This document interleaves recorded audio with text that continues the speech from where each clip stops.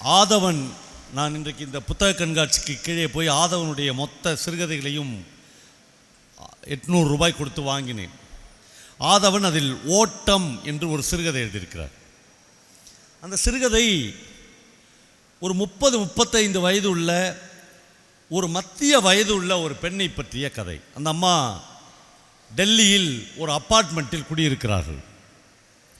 அந்த அம்மாவுக்கு ஒரு கணவன் இருக்கிறார். ஒரு சின்ன பையன், 2ஆம் கிளாஸ் படிக்கிற 7 வயது உள்ள ஒரு பையன் இருக்கிறான். அவர்கள் வசிக்கிற காம்பவுண்டுக்கு வெளியே தினந்தோறும் அந்த பையன் பள்ளிக்கூடத்தில் படிக்கிற வேன் வந்து நிற்கும், ஒரு பஸ் வந்து நிற்கும்.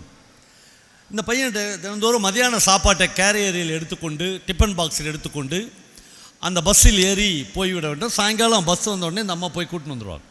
இது 90% மத்திய தர வாழ்க்கையில் இன்றைக்கும் நடக்கிற ஒரு அன்றாட நிகழ்ச்சி. இதைத்தான் ஆதவன் கதையாக எழுதுகிறார். அந்த அம்மா அந்த பையன் போயிட்ட பிறகுதான் பார்க்கிறார்கள், இன்றைக்கு டிஃபன் பாக்ஸை அவன் டைனிங் டேபிளிலேயே விட்டு போய்விட்டார். அந்த அம்மா பதறாங்க. ஐயோ, என் பிள்ளை மதியானம் சாப்பிடாது, என் பிள்ளை போயிடுச்சு, நான் என்ன பண்ணுறது, என் பையன் பட்னியாக இருப்பான் என்கிற ஒரு தாயின் பதைப்போடு அந்த டிஃபன் பாக்ஸை அந்த அம்மா கையில் எடுத்துக்கொள்கிறார்கள். எடுத்துகிட்டு வந்து வெளியே நின்று பார்க்கிறார்கள். அப்பார்ட்மெண்ட்டுக்கு வெளியே நின்று பார்க்கிறார்கள். தூரத்தில் பஸ் நிற்கிறது. டைம் பார்க்கிறார்கள். இங்கிருந்து நடந்து போய் அந்த டிஃபன் பாக்ஸை பையன் கையில் கொடுக்க வேண்டும் என்றால் 7 நிமிடம் ஆகும். ஆனால் பஸ் வந்து 5 நிமிடத்தில் போய்விடும். மிக நிச்சயமாக அந்த டிஃபன் பாக்ஸை அந்த தாயால் கொடுக்க முடியாது. என்ன பண்ணலாம் என்று யோசிக்கிற போது, ஒருவேளை ஓடினால், வேகமாக ஓடினா பிள்ளைக்கு டிஃபன் பாக்ஸை கொடுத்து விடலாம் என்று நம்ம நினைப்பார்கள். ஓடினா இந்த வயசில் எல்லாரும் பார்க்க மாட்டாங்களா? தெருவுலகத்துலேருந்து, அப்பார்ட்மெண்ட்லேருந்து யார் பார்த்தாலும் கவலை இல்லை, என் பிள்ளை தான் எனக்கு முக்கியம் என்று அந்த அம்மா டிஃபன் பாக்ஸை கையில் பிடித்து கொண்டு வேகமாக ஓடுவார்கள். நண்பர்களே, நீங்கள் நம்ப வேண்டும், 3 நிமிடத்தில் அந்த அம்மா பஸ்ஸுக்கு பக்கத்தில் போய் நின்று விடுவார்கள். குழந்தைக்கு ஜன்னல் வழியாக டிஃபன் பாக்ஸை கொடுத்து விடுவார்கள். அந்த பையன் அம்மாவுக்கு தேங்க்ஸ் மம்மி என்று சொல்வான். என் கண்ணே, நீ பட்னியாக இருக்கக்கூடாது என்ற கண் கலங்க அவள் திரும்பி வரும்போது யோசிப்பாள், எவ்வளோ பேர் நம்மளை ஓடும்போது வேடிக்கை பார்த்தார்கள், எவ்வளோ பேர் ஓடும்போது நம்முடைய துணி விலகுகிறதா என்று கூட பார்த்துருக்கலாம். ஆனால் எதை பற்றியும் எனக்கு கவலை இல்லை, என் புள்ள தான் எனக்கு முக்கியம். என் மகன் ஒருவேளை பட்னியாக இருந்துவிடக்கூடாது என்று முடிவெடுத்து விட்டு அந்த அம்மா சொல்லுவார், கண்களில் நீர் கோர்க்க அந்த அம்மா சொல்வார், மகனே, நன்றி மகனே, பல ஆண்டுகளுக்கு பிறகு என் ஓட்டத்தை மீட்டெடுத்தாய், அதனால் என் நன்றி என்று சொல்வார். கதையின் பின்புலம் ஒன்று இருக்கிறது. ஒரு காலத்தில் தமிழ்நாட்டினுடைய தடகள வீராங்கனை அந்த அம்மா. ஒரு காலத்தில் டைமர் வைத்து 3 நிமிடத்தில் 100 மீட்டர் 200 மீட்டர் ஓட்டப்பந்தயங்களை கடந்தவள். அவள் வாங்கின பரிசுகள், அவள் வாங்கின கோப்பைகள், அவள் வாங்கின பத்திரங்கள், அவள் வாங்கின பாராட்டு சான்றிதழ்கள் எல்லாம் ஒரு குடும்பம் என்கிற அமைப்புக்குள்ளாக எங்கே போனதென்றே தெரியவில்லை. இந்த பையன் ஏதோ ஒரு வகையில் அந்த அம்மாவின் ஓட்டத்தை மீட்டு கொடுத்திருக்கிறான். ஆதவன் கதையை அதோடு முடிக்கவில்லை. அசோகமித்ரன், ஆதவன், சுந்தராம்சாமி, ஜெயமோகன் மாதிரியான மாஸ்டர்ஸ் எப்பொழுதுமே கதையை அதோடு முடிக்க மாட்டார்கள். அதற்கு பிறகும் 2 வரிகள் கதையில் இருக்கிறது. அடுத்த நாள் காலையில் அதே டைனிங் ஹாலில் உட்கார்ந்து அந்த பையன் சாப்பிடுவான். அந்த அம்மா உள்ளுக்குள் வேண்டிக் கொள்வாள், இன்றைக்கும் என் மகன் டிஃபன் பாக்ஸை மறந்து விட்டு போய்விட வேண்டும். இன்றைக்கும் அவன் டிஃபன் பாக்ஸை மறந்து விட்டு போய்விட்டால் நான் டிஃபன் பாக்ஸை எடுத்து ஓடி போய் என் மகனுக்கு கொடுப்புவேன். மகனே, கடவுளே, தினந்தோறும் என் பிள்ளை டிஃபன் பாக்ஸை மறக்க வேண்டும். என் ஓட்டம் எனக்கு முக்கியம், என் ஓட்டத்தை நான் தக்க வைத்து கொள்ள வேண்டும் என்று ஆதவன் எழுதுகிறார். நண்பர்களே, சிறுகதைகள் என்பது, கவிதைகள் என்பது ஒரு வகையில் நமக்கு மீட்டெடுத்து கொடுப்பது. நம்முடைய பால்யத்தை, நம்முடைய இளமை காலங்களை, நாம் தொலைத்த நண்பர்களை, நாம் தொலைத்த காதலை, நாம் தொலைத்த மிக அற்புதமான வாழ்க்கையை, நாம் தொலைத்த கிராமத்தை, நாம் நடந்த பாதைகளை எல்லாவற்றையும் மீட்டெடுத்து கொடுப்பது தான் இலக்கியம். இப்போ ஆதவன் வந்து அடுத்த நாள் காலையில் அந்த குழந்தை டிஃபன் பாக்ஸை அந்த அம்மா வந்து நினைக்கிறாள், மகனே, இன்றைக்கும் நீ டிஃபன் பாக்ஸை மறந்து விட்டு போய்விடு, நான் எடுத்துன்னு வந்து ஓடி வந்து உனக்கு கொடுக்கிறேன், அப்படியாகிலும் என் ஓட்டத்தை மீட்டெடுத்து கொள்கிறேன் என்று. நேற்று ஒரு மூத்த ஐஏஎஸ் அதிகாரி என்னை பார்க்க வேண்டும் என்று என்னுடைய வீட்டுக்கு வந்திருந்தார். அவர் வந்து அவரோடு சேர்ந்து ஒரு காரில் பயணிக்கிற போது என்னுடைய நண்பர் ஒருவர் வைத்திருந்த ஒரு ஃபேஸ்புக் ஸ்டேட்டஸை அவர் எனக்கு காண்பித்தார். எங்கள் 2 பேருக்குமே உடம்பு சிலுத்துச்சு. அதில் எழுதியிருக்கிறார், நான் என் பிள்ளைகளுக்கு விட்டு போக விரும்புவது அவர்களுக்காக நான் சேர்த்து வைத்த பெரும் சொத்துக்களையோ வங்கி கையிருப்பையோ அல்ல என்று அந்த ஸ்டேட்டஸ் ஆரம்பிக்கிறது. 4 வரி. நான் என் பிள்ளைகளுக்கு விட்டு போக விரும்புவது வங்கி பெரும் செல்வத்தையோ வங்கி கையிருப்பையோ அல்ல, தன் தேவைக்கு மிஞ்சி ஒரு துரும்பை கூட தொடக்கூடாது என்கிற விலங்குகளின் நற்குணத்தை என்று அந்த ஸ்டேட்டஸை அன்புராஜ் எழுதி. ஒரு விலங்கு தன்னுடைய பசிக்கு மேலே தன்னுடைய சந்ததிகளுக்கு என்று 2 மானை வேட்டையாடு. அதுக்கு எவ்வளவு வேண்டுமோ அதை மட்டும்தான் அது வேட்டையாடும்.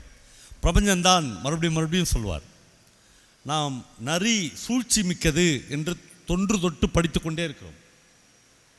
மறுபடியும் ஜெயமோகன் கூட தன்னுடைய யானை டாக்டர் கதையில் கேட்பார், எந்த நரியாவது இந்த உலகத்தில் சூழ்ச்சி செய்து நீங்கள் பார்த்திருக்கிறீர்களா என்று கேட்பார். மனிதன் தன்னுடைய இயலாமையை தன்னுடைய சிறுமையை விலங்குகளில் மேல் வைத்து விடுகிறான். எந்த நரியும் ஸ்டார் ஹோட்டலில் ரூம் போட்டு எவன் வாழ்க்கையை அழிக்கலான்னு காப்பி குடிச்சிக்கினே யோசித்ததே இல்லை என்று எப்பொழுதுமே பிரபஞ்சன் சொல்வார். இதெல்லாம் மனிதனுடைய கீழ்மை.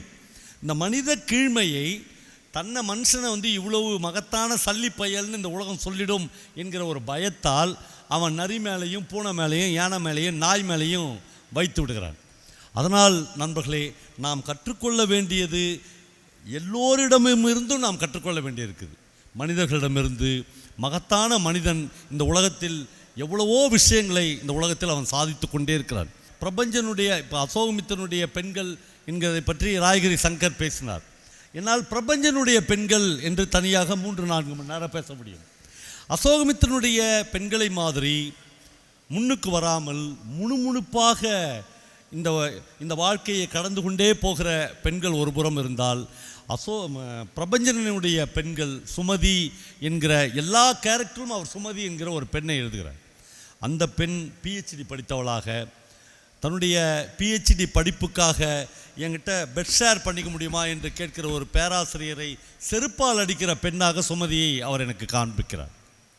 நண்பர்களே, ஒரு எழுத்து ஒரு பெரிய நாவலில் ஒரு சிறுகதையில் ஒரு டெக்ஸ்ட் ஒரு 2 வரி அதுவரையிலும் நம்முடைய வாழ்ந்த வாழ்க்கையை சிதைத்து ஒன்றுமில்லாமல் ஆக்க வேண்டும்.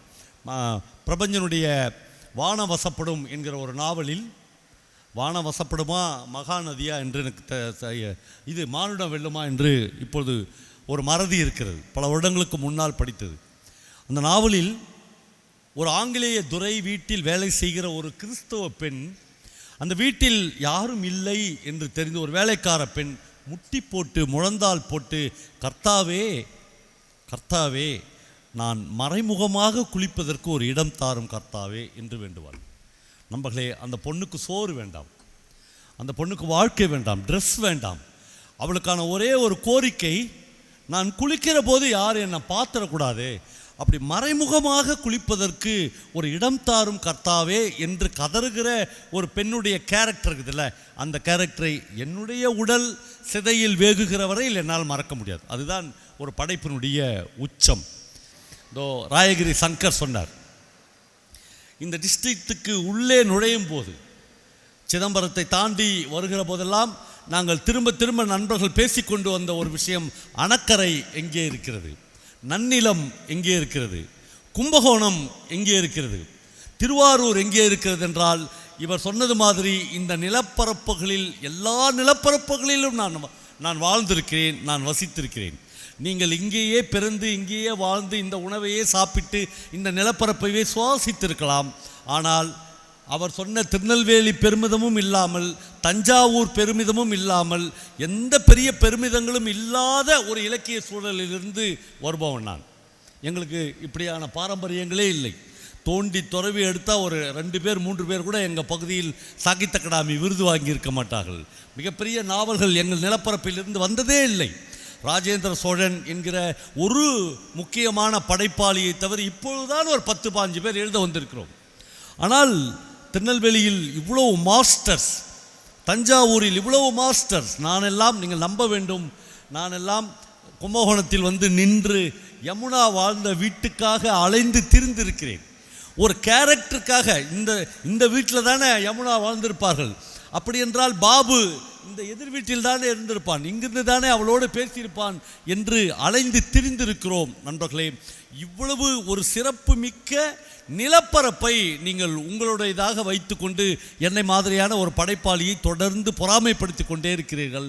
அதனால் உங்களுக்கு என்னுடைய எளிமையான வைத்திருச்சலோடு கூடிய வாழ்த்துக்களை தெரிவித்துக் கொள்கிறேன். திருநெல்வேலியில் நான் ஒரு 2 மாதத்துக்கு முன்னாடி பேச போயிருந்தேன். முழுக்க லாயர்ஸ் சங்க அசோசியேஷன் கூட்டம். அது ஒரு 400-500 என்னது வழக்கறிஞர்களும் சில நீதிபதிகளும் அந்த கூட்டத்தில் இருந்தார்கள். நான் பேச ஆரம்பிக்கிற போதே ஒரு 10 நிமிடம் பேசியிருப்பேன். பேசினோடனே அதிலேருந்து ஒருத்தர் எழுந்துச்சு, அவர் லாயர் கிடையாது, அப்படியே தவறி உள்ளே வந்துட்டார். அவர் எழுந்துச்சு சொன்னார், உங்களுக்கு தான் திருநெல்வேலிக்காரங்களேருந்தே பிடிக்காதே சார், நீங்கள் தான் சொல்லியிருக்கிறீங்களேன்ட்டார். நான் பயங்கர டிஸ்டர்ப் ஆகிட்டேன்.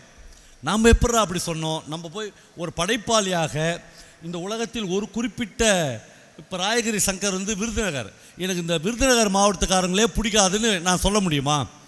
என்னென்னா, நான் ஏதோ ஒரு வீடியோவில் சொல்லிக்கிறேன், இந்த திருநெல்வேலிக்காரங்களை பார்த்தாவே எனக்கு பிடிக்காது, பொறாமையாக இருக்கும். ஏன்னா இந்த பக்கம் புதுமைப்பித்தன், இந்த பக்கம் கி ராஜநாராயணன், இந்த பக்கம் வண்ணதாசன், இந்த பக்கம் வண்ணநிலவன், இந்த பக்கம் விக்ரமாதித்தன், எங்கே பார்த்தாலும் படைப்பாளிகளும் ஒரே கிராமத்தில் சார். அங்கே இடைச்சவல்னு ஒரு கிராமம் இருக்குது. அந்த ஒரு கிராமத்தில் 2 தெருவில் 2 பேர் சாகித்ய அகாடமி வாங்கிக்கிறான். ஒன்று கி ராஜநாராயணன் வாங்கிக்கிறாரு, இன்னும் கு அழகிரிசாமி வாங்கியிருக்காரு. எங்களுக்கெல்லாம் ஒரு அந்த காற்று கூட எங்கள் பழக்கெல்லாம் பண்ணல. அதனால் உங்களை பார்த்தா பொறாமையாக இருக்குதுடான்ட்டேன். அதை அவர் எடுத்துன்னு வந்துட்டார், ரெக்கார்டு பூர்வமாக ஃபோனில் எடுத்துன்னு வந்து, எங்களை தான் பார்த்தாவே உனக்கு பிடிக்காது, நீ ஏன் அங்கே வந்தேன்னு கேட்குறாரு. இந்த மாதிரியான ஆட்களை வச்சுருந்தா நம்ம இலக்கியம் பேச வேண்டியிருக்கிறது. ஏன் இலக்கியத்தை படிக்க வேண்டும்? நாங்கள் மறுபடியும் சொல்கிறோம், யாராக இருந்தாலும் அவர்களுக்கு இந்த உலகத்தில் வாய்க்க பெற்றது ஒரே ஒரு வாழ்க்கை தான். அந்த ஒரு வாழ்க்கைக்குள் அவர்களுக்கு கிடைக்கிற அனுபவம், அந்த ஒரு வாழ்க்கைக்குள் அவர்கள் கற்ற கல்வி, இந்த ஒரு வாழ்க்கைக்குள் அவர்கள் பெற்ற அனுபவம், அவர்கள் சந்தித்த துரோகம், அவர்களுடைய மேன்மை, அவர்கள் சந்தித்த கீழ்மையான மனிதர்கள், இது எல்லாமும் தான் ஒரு மனித வாழ்க்கையை இயக்குகிறது. ஆனால் அந்த வாழ்க்கை அல்லாமல் நீங்கள் இன்னொரு புத்தகத்தை படிக்கிற போது அந்த புத்தகம் உங்களுக்கு இன்னொரு மனிதனின் வாழ்க்கையை கடத்துகிறது. உங்கள் வாழ்க்கையில் நீங்கள் 200 புத்தகங்களை முழுமையாக படித்து முடித்து விட்டீர்கள் என்றால் நீங்கள் வாழாத 200 பேரின் வாழ்க்கையை நீங்கள் வாழ்ந்திருக்கிறீர்கள். உலகத்தில் புத்தகத்தை தவிர வேறு எதுவுமே இவ்வளோ பெரிய ஒரு வாய்ப்பை, ஒரு கிஃப்டை, ஒரு வெகுமதியை மனிதர்களுக்கு கொடுத்ததாக சரித்திரமே இல்லை. ஒரு புத்தகத்தை நீங்கள் வாசித்து முடிக்கிற போது, அது நாவலாக இருக்கலாம், அது கவிதையாக இருக்கலாம், அது ஒரு சிறுகதையாக இருக்கலாம், அது அசோகமித்திரனாக இருக்கலாம், அது காணாசுவாக இருக்கலாம், யாராக இருந்தாலும் அவர்கள் உங்களுக்கு அவர்களுடைய வாழ்க்கை அனுபவத்தை ஒரு புத்தகம் மூலமாக கடத்தி விடுகிறார்கள். இந்த அனுபவம் துரதிர்ஷ்டவசமாக கல்விக்கூடங்களிலிருந்து நமக்கு கிடைத்தாக வேண்டும். ஆனால் இத்தனை காலங்களாக நம்முடைய கல்விக்கூடங்கள் இப்படிப்பட்ட அனுபவங்களை நம்முடைய மாணவர்களுக்கு வழங்கவே இல்லை. இப்போ கொஞ்சம் வாசல்கள் திறக்கப்பட்டிருக்கின்றன. முழுக்க நீதி போதனை கதைகளும் முழுக்க நம்முடைய ஒழுக்கத்தை பற்றியுமே நம்முடைய வகுப்பறைகள் நமக்கு தொடர்ந்து சொல்லிக் கொடுத்து கொண்டே வந்தன.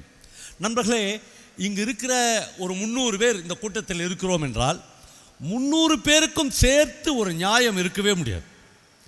ஏனென்றால் 300 பேரும் வெவ்வேறு சூழல்களில் இருந்து வந்தவர்கள், வெவ்வேறு கிளாஸ் வர்க்கத்தில் இருந்து வந்தவர்கள், வெவ்வேறு சமூகங்களிலிருந்து வந்தவர்கள். பல பேர் ஃபேனையே இருக்காமல் இருந்திருக்கலாம், பல பேருக்கு ஏசி என்றால் என்னவென்றே தெரியாமல் இருக்கலாம், பல பேருடைய குழந்தைகள் வீட்டில் அப்படியே ஏசி ரூமில் இருந்து ஏசி வேனில் ஏற்றப்பட்டு ஏசி பண்ணப்பட்ட ஒரு கிளாஸ் ரூமில் போய் படிச்சுட்டு மறுபடியும் ஏசி வேனில் ஏறி மறுபடியும் வீட்டுக்கு ஏசியில் போய் தூங்குகிற ஒரு பையன், டாக்டராக வந்தால் நண்பர்களை நீங்கள் யோசித்து பாருங்கள், அவனால் ஒரு சக மனிதனின் அருகாமையை கூட ஏற்றுக்கொள்ள முடியாது. ஒரு சக மனிதனின் மேலே இருந்து வருகிற ஸ்மெல் இருக்குல்ல, அது அவனுக்கு ஒரு நாற்றமாக பதிவாகும். ஏனென்றால் அவன் வெயிலில் நனைந்து மழையில் நனைந்து வெயிலில் காய்ந்து ஒருபோதும் நடந்து போய் படித்தவன் இல்லவே இல்லை. அப்படி ஒரு உயர்ந்த தர வாழ்க்கையை உள்ள ஒருவனுக்கும் வீடுன்னா ஒரு 10க்கு 10 கூட இல்லை, அதை விட ஒரு சின்ன வீட்டில் ஒரு குரூப் ஹவுஸில் இருந்து படித்து வெளியேறி வருகிற ஒரு பையனுக்கும் ஒரே நியாயம் இல்லை, ஒரே வாழ்க்கை இல்லை. அதை இந்த உலகத்தில் எழுத்தாளனை தவிர வேறு யாருமே சொன்னதாக எனக்கு நினைவே இல்லை. இந்த உலகத்தில் எழுதின எல்லா மாஸ்டர்ஸுமே, தாஸ்தாவஸ்கி, டால்ஸ்டாய் என்று ஆரம்பித்து இன்றைக்கு எழுத வருகிற ஒரு இளம் எழுத்தாளன் வரையிலும் ஒரே ஒரு எழுத்தாளன் கூட ஒரு பணக்காரனுக்காகவோ ஒரு முதலாளிக்காகவோ ஒரு அதிகாரத்தின் உச்சத்தில் இருக்கிற ஒருவனை மையப்படுத்தியோ ஹீரோவாக்கியோ ஒரு கதை கூட எழுதினதில்லை நண்பர்களே. அவர்கள் எப்பொழுதும் சாமானிய மக்களுக்காக, ஏழை எளிய மக்களுக்காக, குரலற்றவர்களுக்காக குரலாகத்தான் எழுத்தாளனுடைய குரல் எப்பொழுதுமே இருக்கிறது. இலக்கிய வாசிப்பு என்பது ஒரு மனிதனுக்கு தொடர்ந்து நிகழ்கிற போது அவன் தினம் தினம் புதிதான மனிதனாக இருந்து கொண்டே இருக்கிறார். அதைத்தான் திரும்ப திரும்ப இலக்கியங்கள் சொல்லிக்கொண்டே இருக்கிறது. இப்படி இந்த திருவாரூர் புத்தக கண்காட்சியில் 3 நவீன படைப்பாளிகளை அழைத்து பேச வைத்ததற்கு என்னுடைய எளிமையான நன்றியை சொல்லி என் சின்ன உரையை முடித்துக்கொள்கிறேன். நன்றி. பொதுவாக அசோகமித்திரனின் எழுத்தே துளிகளில் ததும்பும் வாழ்க்கை அப்படிங்கிற ஒரு சொற்றொடரில் அடக்கிடலாம். ஆழமான நதி மௌனமாக நகரும். அந்த நதி நகர்வதை போன்றே இருக்காது. நதியில் நகர்வு இருப்பதை நீங்கள் இறங்கினால் மட்டுமே உணர முடியும். அதை போன்றது தான் அசோகமித்திரனின் எழுத்து.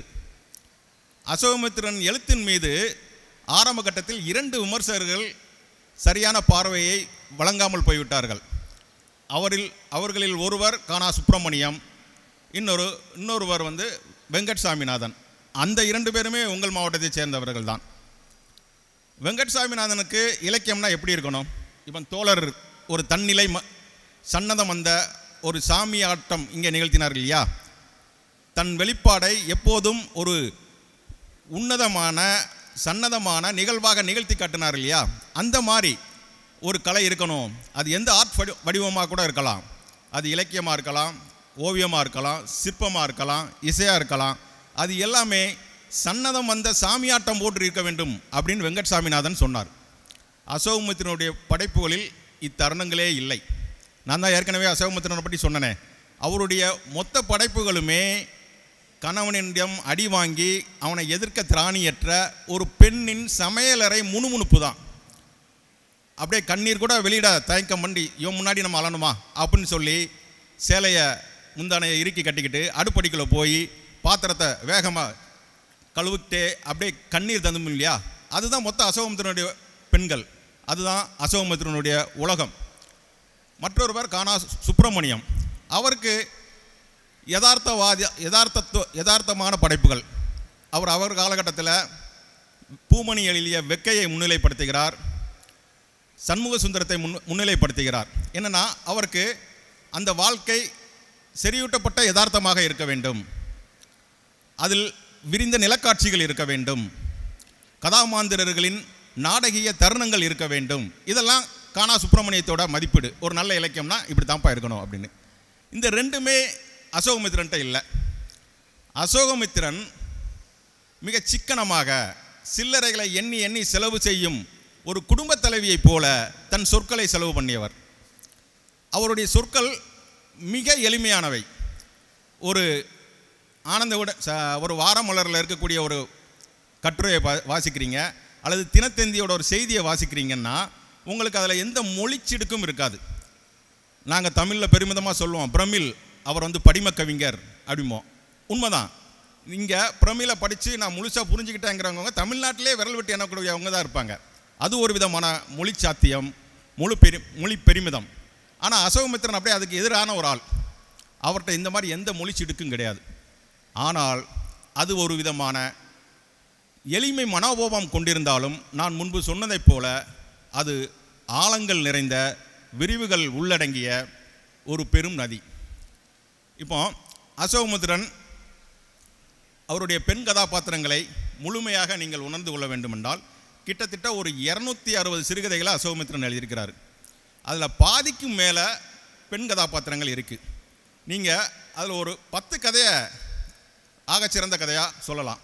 உங்களுக்கு வாய்ப்பும் ஆர்வமும் இருந்தால் காலச்சுவடு பதிப்பகம் மொத்த தொகுதியுமே இங்கே வெளியிட்டிருக்காங்க. அசோகமுத்திரனுடைய சிறுகதைகள்னு சொல்லி ஒரு பெரும் தொகுதி இருக்குது.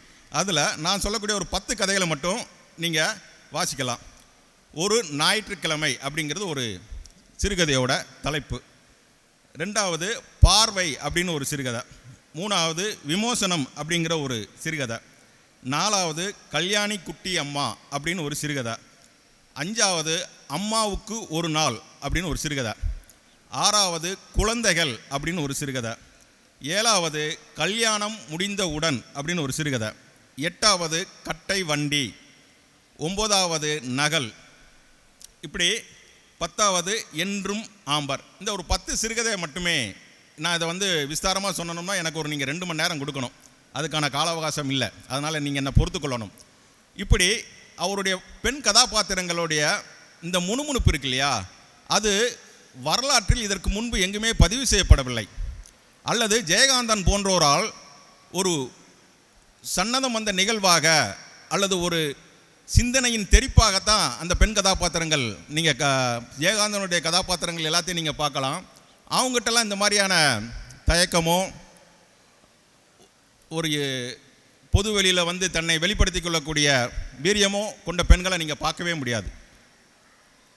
ஆனால் அசோகமுத்திரன் எந்த விதத்தில் முக்கியமானவர் அப்படிங்கிறதுக்கு ஒரே ஒரு கதையை மட்டும் நான் சொல்கிறேன். என்னென்னா,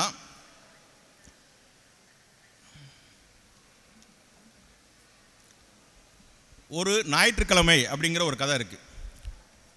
இந்த ஞாயிற்றுக்கிழமை அப்படிங்கிற கதையில் 3 பேர் இருக்கிறாங்க. ஒரு அப்பா, ஒரு அம்மா, அவங்களுக்கு கடைசியாக பிறந்த ஒரு பெண் குழந்தை. அந்த பெண் குழந்தை முதிர்கண்ணி. அவங்க ஒரு வேலையில் இருக்கிறாங்க. அந்த வேலையை வைத்து தான் அந்த குடும்பம் ஓடிக்கிட்டு இருக்கு. ஆனால் அந்த குடும்பத்துக்கு ஏற்கனவே 2 ஆண் பிள்ளைகள்லாம் இருக்காங்க. அவங்க திருமணமாகி தனி குடுத்தம் போயிருந்தாங்க. இந்த கதை எப்படி ஆரம்பிக்குன்னா, ஒரு ஞாயிற்றுக்கிழமை அந்த மகள் 7 மணி ஆகியும் பெட்டை விட்டு எந்திக்கலை. படுக்கையில் சோம்பலாக அப்படியே படுத்து படுத்து கிடக்கா. அம்மாக்காரி போய் தட்டி எழுப்புறா. நான் என் ஸ்லாங்ஸில் சொல்கிறேன், அது அசோகமுத்திரன் இப்படிலாம் பேசியிருக்க மாட்டார். எட்டி என்னாச்சு, எவ்வளோ நேரமாக உன்னை தூங்கிட்டு இருக்க, ஞாயிற்றுக்கிழமை அதுமா இப்படியா போத்தி படுத்து கிடப்ப, சீக்கிரம் எந்தி அப்படின்னு சொல்லி தட்டி எழுப்புறேன். அப்போ இவர் மணி ஐயர், அவர் முத்துசாமி ஐயர், அவர் வாராரு. ஏன் பிள்ளைய நீ தூங்குறத கெடுக்கிற, அவளே ஞாயிற்றுக்கிழமை ஒரு நாள் தான் 7 மணி வரைக்கும் தூங்குறா, அவன் நம்மகிட்ட சொல்லியிருக்கிறா 7 மணிக்கு முன்னாடி என்னை எழுப்பாதன்னு, நீ ஏன் போய் தொந்தரவு பண்ணுற அப்படின்னு சொல்லி பெண்ணுக்கு மகளுக்கு வக்காலத்து வாங்குறாப்புல. அப்போ அம்மா, நீங்கள் இப்படி தான் இந்த பிள்ளையை செல்லம் கொடுத்து கெடுத்து வச்சுட்டே இருக்கீங்க, அவள் ஒரு சோலையும் உருப்படியாக பார்க்கவே மாட்டேங்கிறா அப்படின்னு சொல்லி ஒரு ஆவலாதியை முணங்கிக்கிட்டே, அப்புறம் அந்த அம்மா இவருக்கு வேலைகள் சொல்லுது. நான் அடுப்பில் பாலை வச்சுருக்கிறேன், அது பொங்க போகுது, பொங்கி கொட்டுறதுக்கு முன்னாடி கூரா கொண்டு போய் இறக்கி வைங்க அப்படிங்கா. உடனே அங்கே வெளியில் காய்கறிக்காரன் வந்து நிற்கான், அவன்கிட்ட போய் காய்கறி வாங்கிட்டு வாங்க அப்படிங்கிறா. இப்படி அந்த மணி ஐயருக்கு தொடர்ந்து அந்த அம்மாட்ட இருந்து உத்தரவுகள் வந்துக்கிட்டே இருக்குது. அவர் அங்கே இங்கன்னு தத்தளிக்கிறாரு. அவர் ஒரு பணியிலிருந்து ஓய்வு பெற்று வயோதிக காலத்தில் உள்ள ஒரு மனிதர். அவருக்கு இந்த நெருக்கடி என்ன காரணம், ஒருத்தர் பணியில் இருக்கிற வரைக்கும் அவர் ராஜாவாக கம்பீரமாக இருப்பார், அவருக்கு மொத்த குடும்பமும் சேவை செய்யும். பணியிலிருந்து ஓய்வு பெற்றார்னா அவர் ஊருக்கே சேவகனாக மாறிடுவார். அந்த குழந்தை ஒரு வீட்டில் சின்ன குழந்தை இருந்தால் கூட அது கூட தாத்தா அந்த பொம்மையை எடுத்துகிட்டு வா அப்படின்னு சொல்லி அவரை அப்படியே உந்தி தள்ளும். அந்த மாதிரியான ஒரு குடும்ப சூழல் தான் இன்று நமக்கு இருக்குது. அப்போ இந்த அம்மையார் அவருடைய வீட்டுக்காரரை இப்படி ஏவிக்கிட்டு இருக்காரு. அப்போ அந்த அம்மையார் சொல்லுவாங்க, உங்களுக்கு 28ஆம் தேதி ஒரு இன்டர்வியூ இருந்துச்சே, நீங்கள் போனீங்களா அப்படின்னு கேட்குறாப்புல. ஆனால் அந்த தேதி அன்றைக்கி 30. இவர் சொல்வார், ஐயோ அது 30ஆம் தேதியில அப்படிங்கிறாங்க. ஐயோ அது ஏற்கனவே முடிஞ்சிருச்சுங்க. இவருக்கு ஏற்கனவே தெரியும், நாம் ஏற்கனவே 60 வருடம் 58 வருடம் வேலை பார்த்துட்டோம், நாம் இனிமேல் புதுசாக எந்த வேலைக்கும் போக வேண்டாம், நமக்கு அந்த சஞ்சலம் வேண்டாம், நம்ம பனிக்காலத்தை நிம்மதியாக கொண்டு போயிடலாம் அப்படிங்கிற மனநிலையிலே இவர் ஒவ்வொரு முறையும் டெய்லி காலையில் வந்தோடனே பேப்பரில் எங்கே வாண்டட் இருக்குன்னு பார்ப்பார். அதெல்லாம் பரபரன்னு குறித்து விண்ணப்பம் எழுதிடுவார். ஆனால் என்றைக்குமே வாண்டட் இல்லைங்கிறப்போ அவருக்கு ஒரு நிம்மதி கிடைக்கும். அப்பா இன்னைக்கு ஒரு வாண்டட் இல்லை, நம்ம பொண்டாட்டியும் பிள்ளையும் நம்மளை பிச்சு எடுக்க மாட்டாங்க அப்படிங்கிற மாதிரி ஒரு மகிழ்ச்சி. அன்னைய பேப்பர் எடுத்து பார்ப்பாரு, அதில் எந்த வாண்டடும் இருக்காது. ரொம்ப சந்தோஷத்தோட மகள்கிட்ட இந்த பேப்பரை படி அப்படின்னு சொல்லிட்டு இவர் வந்துடுவார். வந்தோடனே அந்த அம்மா சொல்லுவாங்க, இவர் நம்ம பாப்பாவுக்கு ஒரு ஜாதகம் வந்திருக்கு, இந்த ஜாதகத்தை நான் போய் ஜோசியர்கிட்ட பார்த்துட்டேன், எல்லாமே பொருந்தி இருக்கு, நீங்கள் இந்த ஜாதகத்தையாவது போய் அவரை பார்த்து, அந்த மாமனாரை பார்த்து, பையனோட அப்பாவை பார்த்து அவருடைய ஜாதகத்தை வாங்கிட்டு வாங்க, நம்ம நாள் குறிக்கலாம், கல்யாணத்திற்கான அடுத்த கட்ட நடவடிக்கையை மேற்கொள்ளலாம் அப்படிம்பாங்க. அப்பவும் அந்த அம்மா சொல்லும், இப்போமே நீங்கள் கிளம்புங்க, 4 மணி ராகு காலம் ஆரம்பிச்சிடும், 4 மணிக்கு போனீங்கன்னா ராகு காலத்துக்கு மேலே போனீங்கன்னா அவங்க உங்களை ஒரு மாதிரியாக பார்ப்பாங்க, நீங்கள் உடனே கிளம்புங்கன்னு சொல்லி அப்படியே நச்சரிக்க ஆரம்பிச்சிடும். இவர் பொறுமா, நான் அதுக்குள்ளே போயிடுவேன், இப்போ மணி என்ன 10 தானே ஆகுது, இன்னும் தான் டயம் இருக்கே அப்படின்னு சொல்லிட்டு அவர் அப்படியே மெல்ல மெல்ல அந்த ஜாதகத்தை தேடி எடுத்து இந்த 2 விரலில் குங்குமத்தை தொட்டு அதை அப்படியே பசையாக்கி 4 பக்கமும் அந்த ஜாதகத்தில் அழகுபடுத்திட்டு ஜாதகத்தை எடுத்து வச்சுட்டு சாப்பிட்டுட்டு அப்படியே கொஞ்சம் நேரம் கண்ணை ஏறுவார், தூங்கிடுவார். இந்த அம்மாவும் சரி மனுஷன் கொஞ்சம் நேரம் தூங்கட்டுமேனு விட்டுருவாப்புல. அப்படியே டக்குன்னு போய் 3 மணி ஆயிரும். 3 மணி ஆனவன தான் அந்த அம்மாவுக்கே வரும், ஐயோ இவரை நம்ம ஜாதகத்துக்கு கொண்டு போய் கொடுக்க சொன்னோமே, இப்படி உட்காந்து தூங்கிட்டாரே அப்படின்னு சொல்லிட்டு அந்த அம்மா டப்புன்னு தட்டி, ஏங்க என்ன நான் உங்களை என்ன சொன்னால் நீங்கள் இப்படி தூங்கிட்டு இருக்கீங்களே அப்படின்னு சொல்லி அவரை டீ போட்டு கொடுத்து நீங்கள் சீக்கிரம் போய் அவரை போய் பார்த்துட்டு வாங்கினோடனே இவர் கிளம்புவார். இவருக்கு ஒரு புறம் நம்ம மகளுக்கு இது ஜாதகம் நம்ம கைக்கு வந்தே 6 மாதம் ஆச்சு, நம்ம இவ்வளோ டிலே பண்ணி போகிறோமே அப்படிங்கிற ஒரு கில்ட்டி ஃபீலிங் உண்டு, குற்ற உணர்ச்சி உண்டு. இன்னொரு புறம் நம்ம பொண்ணை முடிஞ்ச அளவுக்கு நம்ம கட்டி கொடுக்காமல் இருக்கணும் அப்படிங்கிற ஒரு மனோபாவமும் இருக்குது. அவர் அப்படியே மெல்ல எந்திரிச்சு சாவகாசமாக பஸ் ஸ்டாண்டு போய் கிடைக்கிற பஸ்ஸில் சாவகாசமாக இறங்கி அந்த சேக் காலனி அப்படிங்கிற சேட் காலனிக்குள்ளே போய் அந்த மாமனார் சம்பந்தார் வீடை போய் விசாரித்து போயிருந்தார். போய் அவர்கிட்ட சொல்கிறாரு, என் பொண்ணுக்கு நான் வந்து ஜாதகம் உங்கள் பையனை பொருத்தம் இருக்கிறதுனால கேட்டு வந்திருக்கேன் அப்படிங்கிறாரு. அவர் உங்களுக்கு ஜாதகம் கொடுத்தாரல, அவர் உங்கள்கிட்ட எதையும் சொல்லலையா அப்படின்னு கேட்குறாரு. என்ன சொன்னார் அப்படின்னு சொன்னால், பையன் நல்ல பையன், எந்த சந்தேகம் படாமல் நீங்கள் வந்து கொடுக்கலான்னு சொன்னார், உங்கள் குடும்பத்தை பற்றி உங்கள் பெருமைகளை பற்றி சொன்னார். அது இல்லைங்கன்னு சொல்லி அவர் வாயிலிருந்து எதையோ ஒன்றை வரவேற்க பார்க்குறாரு, அதை வரவழைக்க பார்க்குறாரு. அது என்னங்கிறது நமக்கு தெரியும், அசோகமித்திரன் சொல்லலை, டவுரி எவ்வளோ போடுவீங்க என்னங்கிற மாதிரியான விஷயம் தான் அது. ஆனால் இவருக்கு அது வந்து சொல்ல தெரியல. ஏன்னா இவர்கிட்ட வந்து டவுரியாக சீதனமாக கொடுக்கறதுக்கான பொருள் எதுவுமே கிடையாது. அந்த அம்மா மகள் கொண்டு வரக்கூடிய உழைப்பு சம்பளத்தை வச்சு தான் இவங்களுடைய ஜீவனாபோயம், அதாவது அன்றாட பாடு கழியுது. அதனால் இவரும் அதை அப்படியே சொல்லாமல் இங்கிட்டே இருக்கார். அப்புறம் அவர் ஒரு கட்டத்துக்கு மேலே சரி கொடுங்க உங்கள் ஜாதகம் அப்படின்னு சொல்லி ஜாதகத்தை வாங்குறாரு. வாங்கையில் அப்படியே கடிகாரத்தை பார்க்காரு, 4:30 ஆயிடுது. அப்போ நான் அவர் கடிகாரத்தை பார்த்தோன்னே இவருக்கு தெரிஞ்சிருது, ஆமாங்க ராகாலத்துக்கு முன்னாடி வரணும்னு தான் நினச்சேன், ஆனால் பாருங்கள் பஸ்ஸெல்லாம் லேட் ஆயிடுச்சு, ஒரே சந்தடி ஆயிடுச்சு, என்னால் வர முடியல அப்படின்னோடனே சரிங்க என் பையன் அப்போமே சொல்லிக்கிட்டு இருந்தாங்க இன்னும் 2 வருஷம் கழியட்டும் அப்படின்னு அவர் அப்போமே கட் பண்ணி விட்றாரு. இவருக்கு ஒரு பாரம் குறைஞ்ச மாதிரி அப்படியே பெருமிச்சோட, அப்பா இந்த கல்யாணம் நின்று போச்சுப்பா, ஒரு தந்தை நினைக்கக்கூடிய ஒரு தருணம் இது. அவர் ரொம்ப சந்தோஷமாக நினச்சிட்டு அப்படியே ரிலாக்ஸாக நம்ம வந்தோம், நம்ம வீட்டில் போய் சொல்லிடலாம், அந்த பையனுக்கு இப்போ கல்யாணம் தேவையில்லைன்ட்டாங்க, அப்போ நம்ம பொண்ணு நம்ம வீட்டில் தான் இருக்குன்னு சொல்லிட்டு அப்படியே ஒரு உல்லாச மனையில் வெளியே வராரு. அங்கே ஒரு பகவத் உபன்யாசம் அவருடைய நண்பர் வீட்டில் நடக்கு. அங்கே போய் பகவத் உபன்யாசத்தில் கலந்துக்கிட்டு அப்படியே ஒரு பொழுது சாய எக்மோர் ஸ்டேஷன் வராரு.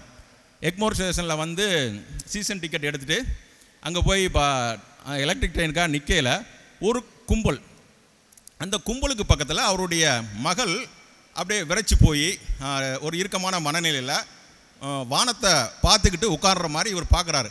அவர் முதல் பார்த்த உடனே நம்ம பொண்ணுலா பேபி, அந்த பேபி நம்ம பேபிலாம் உட்காந்துருக்குன்னு சொல்லிட்டு ஒரு அப்பானா என்ன செஞ்சுருக்கணும், பேபியை போய் பார்த்து, ஏமா நீ காலையில் சினிமாவுக்கு போகணுன்னு சொல்லிட்டு கிளம்புனேன், இப்போ மணி என்னாச்சு, ஏன் இவ்வளோ தூரம் நீங்கள் வந்து இங்கனக்குள்ளே உட்காந்துக்கிட்டு இருக்குன்னு கேட்கணும். இவர் அப்படிலாம் கேட்க மாட்டார், உடனே ஒளிஞ்சிக்கிடுவார். ஒரு கடங்காரனை பார்த்த உடனே நம்ம எப்படி ஒளிவோமோ அந்த மாதிரி தன் பெத்த மகளை பார்த்து இவர் அப்படியே பின்னாடி போய் ஒளிகிறாரு. ஒளிஞ்சிட்டு அவளை அங்கேருந்தே பார்க்குறாரு. அவளுக்கு எதிராப்பில், பேபிக்கு எதிராப்பில் ஒரு 5-6 இளவட்டங்க, பார்த்தாலே அவங்க பொறுக்கிகள்னு தெரியுது. அவங்க நின்றுக்கிட்டு அந்த பெண்ணை வந்து கிண்டல் வார்த்தைகளால் கிண்டல் பண்ணுறது, பார்வையால் சீன்றது, இதெல்லாம் பண்ணிக்கிட்டே இருக்கிறாங்க. இவருக்கு ஒரு கணம் உள்ளம் கொதிக்கி தந்தையை அந்த கணம் மாறுறாரு.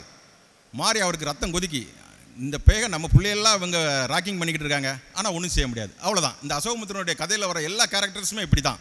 ஒரு கணம் உக்கிரமடைவாங்க, அதுக்கப்புறம் அவங்க அப்படியே பாலில் தண்ணி ஊற்றின மாதிரி சாந்தமாகிடுவாங்க, தன்னோட அன்றாடத்துக்கு கிளம்பிடுவாங்க, தன்னுடைய முணுமுணுப்புக்கு போயிடுவாங்க. அவரும் அப்படியே ஒளிஞ்சிருவார். ஒளிஞ்சு நின்று எலக்ட்ரிக் ட்ரெயின் வரணும், அந்த அம்மா பேபி ஏறி போனது வரைக்கும் இப்படியே இருப்பார். அவரும் அந்த ட்ரெயினில் தான் போனோம். ஆனால் மகளை எதிர்கொள்ள திராணி இல்லாமல் அப்படியே பிளாட்பாரத்தில் இருந்து அடுத்த ட்ரெயின் வரட்டும்னு சொல்லி போயிடுவார். அப்போ அவர் ஒரு சிந்தனை, அவர் மனசில் ஒரு அருமையான ஒரு சிந்தனை ஒரு தெரிப்பணும். இந்த கதைக்கே அதுதான் வேல்யூ. என்ன சொல்கிறாருன்னா, ஏன் மகா 60 வருடங்களாக பணிபுரிந்து, அப்போ 58 வருடங்களாக பணிபுரிந்த ஒரு அலுவலகத்தின் ஊழியர் அவர் நினைக்கிறார், என்ன நினைக்கிறான்னா, ஐயோ இன்றைக்கி தான் என் பொண்ணை பார்த்தேன், நான் பார்க்குறப்பமே 10 பசங்க என் பொண்ணை இப்படி தொந்தரவுப்படுத்திக்கிட்டே இருக்கிறாங்க. அப்போ இவள் டெய்லி இந்த பாதுகாப்பற்ற உலகத்துக்கு வந்து போய்கிட்டே இருக்கிறா. அவளுடைய அலுவலகத்தில் யாரெல்லாம் என்னென்னலாம் பண்ணிக்கிட்டு இருக்காங்கன்னு எனக்கு தெரியாது. அவள் ஒவ்வொரு நாளும் பாதுகாப்பற்ற தன்மைக்கு மத்தியிலாம் தன்னை வாழ்ந்துக்கிட்டு இருக்கிறா. அதில் இருந்து தான் பொருள் ஈட்டி கொண்டு வந்து என்னை காப்பாற்றிக்கிட்டு இருக்கிறா. நான் ஒரு மனுஷனா அப்படிங்கிற மாதிரி ஒரு கொந்தளிப்புக்கு வராரு, ஒரு அறச்சிட்டத்துக்கு வராரு. அவர் ஒரு தந்தமையாக அவர் அப்படியே உருகிறாரு.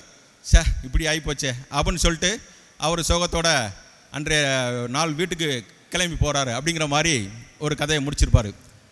இதுதான் இந்த ஒரு ஞாயிற்றுக்கிழமை அப்படிங்கிறவுடைய அசோகமுத்திரனுடைய கதை. இப்படி ஒரு சாமானியன் அவன் சுயநலத்தால் என்ன மாதிரியான ஒரு உச்சபட்ச கொடூரத்துக்கு போகிறான். தன்னுடைய மகளுக்கு திருமணம் நடக்கக்கூடாது, முதிர்கன்னியாக இருக்கக்கூடிய தன் குழந்தைக்கு திருமணம் நடக்கக்கூடாது என்று விரும்பக்கூடிய ஒரு தந்தை. ஆனால் அப்படி முழுதாக இருக்க முடியலை. மனித மனம் அப்படிலாம் இருக்க விடாதவங்களை, தான் ஆடாவிட்டாலும் தசையாடுவங்க இல்லையா, அவரில் இன்னொரு பகுதி தந்தமையாக ஊற்றெடுத்து பெருக்கெடுத்து வந்துக்கிட்டே இருக்குது. தன் மகளுக்கு நிகழக்கூடிய அநீதிகளை கண்டு உள்ளம் கொதிக்குது. தான் மகா முதிர்கனியாகவே என்ன இருக்கிறாளே, தாய்மை அடையலையே, அவளுக்கு ஒரு சுதந்திரம், நான் எங்கள் வீட்டில் இருந்து அவள் கல்யாணம் ஆகி போயிடுச்சுன்னா அவளுக்கு இன்னும் அடுத்த கட்ட ஆறுதல்களும் இன்பங்களும் துன்பங்களும் அடுத்த கட்ட வாழ்க்கைக்கு அவர் போயிடுவாளே, அந்த மாதிரி தந்தமையாக இப்படி ஒரு மனிதன் அல்லலுட்டுக்கிட்டே இருக்கிறான், தடுமாறிக்கிட்டே இருக்கிறான், தத்தளித்துக்கிட்டே இருக்கிறான். தன்னோட சவால்களை எதிர்கொள்ள திராணியற்று குமஞ்சி நின்னாலும் அதை எப்படியாவது உந்தி தள்ளி நாம் அடுத்த கட்டத்துக்கு நகர்த்தி கொண்டு போயிடணும் அப்படிங்கிற மாதிரியான ஒரு சாமானியனின் தவிப்பு. கிட்டத்தட்ட இதுதான் அசோகமுத்திரனுடைய உலகம். அசோகமுத்திரனின் உலகத்தில் இருக்கக்கூடிய ஆண்களும் பெண்களும் இந்த வலைக்குள்ளல், இந்த சித்திரத்துக்குள்ளல் தான் இருக்காங்க. அவங்களை காலம் என்னும் பெரும் வெள்ளத்தை எதிர்கொள்பவர்களும் இப்படி தான் இருக்கிறாங்க. பெரும் பேரிடர்கள் வரும்போது அதை எதிர்கொள்ளக்கூடியவர்களும் இப்படி தான் இருக்கிறாங்க. இவர்கள் யார்? இந்த கதாபாத்திரங்கள் மிகுதியும் நம்மை போன்றவர்கள் தான். நம்மை அவர்களிடம் அடையாளம் காணலாம், அவர்களுடைய மன ஓட்டத்தில் நம்மை பொருத்தி பார்க்கலாம். இதுவே அசோகமுத்திரனின் சாதனை, கலை சாதனை. இது வரலாறு முழுக்க சாமானியர்களின் குரலாக அசோகமுத்திரனின் சொற்கள் இருக்கின்றன. வரலாற்றில் சாமானியனின் குரல் ஒருபோதும் ஓய்ந்து போவதில்லை. ஆகவே சாமானியர்களாகிய நாம் இருக்கும் வரை அசோகமுத்திரனின் சொற்கள் நம்மிடம் எப்போதும் பொன்னிற ஒளிர்வோடு, நசுக்கம் தாழாமல் துக்கம் வெளிப்படும் முணுமுணுப்போடு நம்மை நோக்கி வந்து கொண்டே இருக்கும். நாம் அவரை வரவேற்போம். நன்றி, வணக்கம்.